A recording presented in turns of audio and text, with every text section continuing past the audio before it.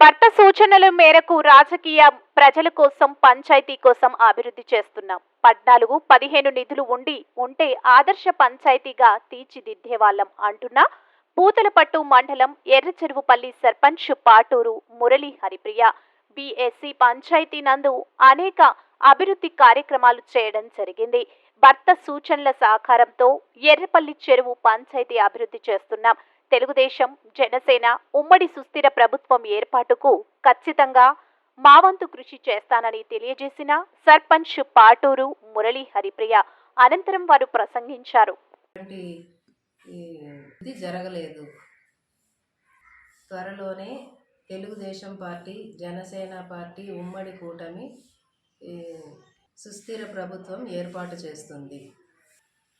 మా పంచాయతీలో అభివృద్ధి కొరకు మేము రోడ్లు వేసాము, స్ట్రీట్ లైట్స్ వేసాము, మోటార్ రిపేర్సు, బోర్వెల్సు ఇంకా మొదలైనవి చేపట్టినాము.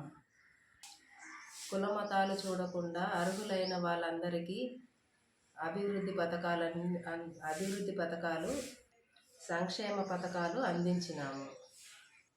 నారా లోకేష్ గారి యువగళం పాదయాత్ర చాలా విజయవంతంగా సక్సెస్ అయ్యింది.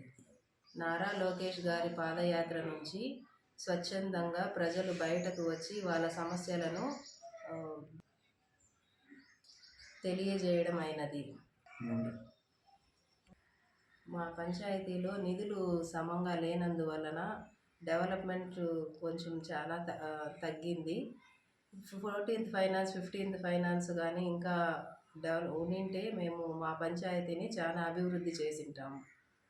చంద్రబాబు నాయుడు గారి రా కదలిరా, లోకేష్ గారి యువగళం శంఖారావం ప్రజలు స్వచ్ఛందంగా బయటకు వస్తున్నారు. చంద్రబాబు నాయుడు గారు, లోకేష్ సభలను చూసి వైసీపీ నాయకులకు గుండెల్లో గుబులు మొదలైంది. తొందరలోనే చంద్రబాబు నాయుడు ప్రభుత్వం అమల్లోకి వస్తుంది. వైసీపీ ప్రభుత్వానికి బుద్ధి చెప్పే అవకాశం అందరికీ త్వరలోనే వస్తుంది.